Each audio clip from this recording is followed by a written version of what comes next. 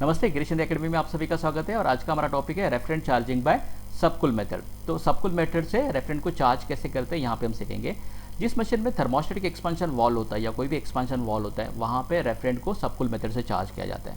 और जिस मशीन में कैपिलरी ट्यूब होती है, उस मशीन में सुपरहीट मेथड से रेफरेंट को चार्ज किया जाता है। यहाँ पे हमने कनेक्शन दिखा है कि किस तरीके से जो कनेक्शन करते हैं रेफरेंट चार्ज करने से पहले। सबसे पहले तो रेफरेंट चार्ज करने से पहले सिस्टम को वैक्यूमाइज करना है। यहाँ पे मान के चल रहे कि सिस्टम में 410A रेफरेंट को चार्ज कर रहे हैं। इसके लिए सिलेंडर को मैंने उल्टा रखा हुआ है। ये रेफरेंट सिलेंडर है 410A का, एक गेज मैनीफोल्ड है।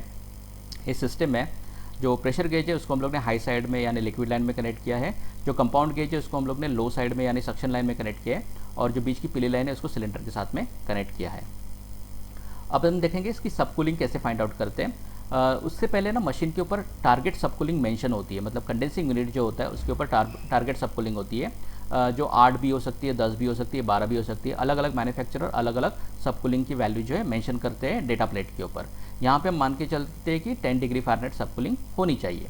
ओके, तो सबकूलिंग फाइंड आउट करने के लिए सबसे पहले डिस्चार्ज प्रेशर फाइंड आउट करना होता है। जो हमें जो प्रेशर गेज है उससे डिस्चार्ज प्रेशर पता चल जाता है। एक बार डिस्चार्ज प्रेशर पता चल गया तो हम उसका सैचुरेटेड टेम्परेचर फाइंड आउट कर सकते हैं। जो गेज है इसके ऊपर भी टेम्परेचर मेंशन होता है, या फिर हम अलग से 410A का प्रेशर टेम्परेचर चार्ट ले सकते हैं और 365 PSIG के सामने क्या टेम्परेचर है उसको देख सकते हैं। जो भी टेम्परेचर होगा वो क्या होगा, सैचुरेटेड टेम्परेचर होगा। तो इस तरीके से हमने सैचुरेटेड टेम्परेचर फाइंड आउट किया और उसको यहाँ पे लिख दिया।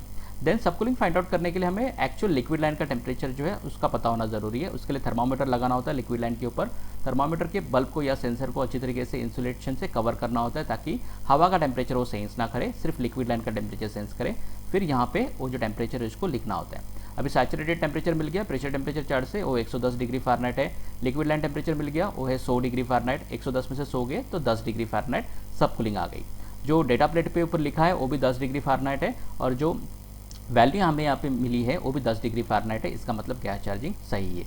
लेकिन हर बार ऐसे नहीं होगा। और एक एग्जांपल लेते हैं। यहाँ पे भी 410A रेफ्रिजरेंट है, डिस्चार्ज प्रेशर सेम है 365 PSIG, सैचुरेशन टेम्परेचर भी सेम होगा 110 डिग्री फ़ारेनहाइट जो यहाँ पे मैंने मेंशन किया है। एक्चुअल लिक्विड लाइन टेम्परेचर जो है वो 95 है। ओके, तो 95 मैंने यहाँ पे लिख दिया।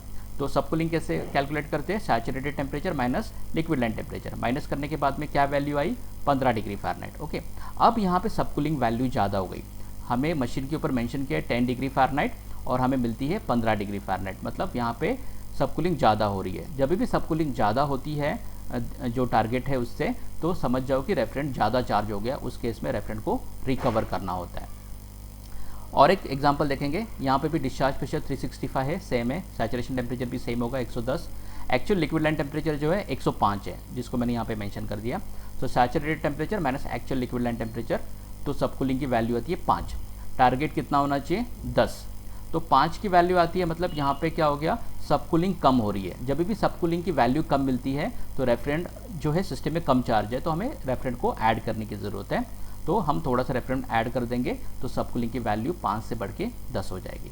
तो इस तरीके से अगर सबकूलिंग की वैल्यू कम है तो हमें रेफरेंट को ऐड करना होता है। सबकूलिंग की वैल्यू अगर ज़्यादा होगी तो रेफरेंट को रिकवर करना होता है। और जो टारगेट सबकूलिंग दी है उसके आसपास जो है आपको सबकूल मेंटेन करने की कोशिश करनी है। अभी कभी मशीन में 10 डिग्री फ़ारेनहाइट लिखा है, एग्जैक्टली 10 डिग्री फ़ारेनहाइट नहीं भी आता है तभी चलेगा, प्लस माइनस 2-3 डिग्री फ़ारेनहाइट यहाँ पे चल सकता है। मतलब टारगेट सबकूलिंग 10 दिया है, तो जब आप उसको मेंटेन करने की कोशिश करोगे 12-13 भी होगा सबकूलिंग तभी भी ठीक है, या 3 डिग्री फ़ारेनहाइट थोड़ा सा लोअर साइड में जाता है 8 भी होता है तभी भी सही है। मतलब एग्जैक्टली आपको 10 डिग्री फ़ारेनहाइट सबकूलिंग नहीं भी मेंटेन होती है, 2-3 डिग्री फ़ारेनहाइट यहाँ वहाँ भी हो जाता है तभी भी मशीन जो है ठीक तरीके से काम करती है। कोशिश करनी है कि जो टारगेट सबकूलिंग दी है उसके आसपास की वैल्यू जो है मेंटेन हुए, या सेम जो वैल्यू है हम मेंटेन कर सके। बट ऐसा कहा जाता है कि प्लस माइनस 3 डिग्री फ़ारेनहाइट जो है अगर वैल्यू आती है तभी भी मशीन में गैस चार्जिंग जो है वो ओके रहती है। Thank you very much.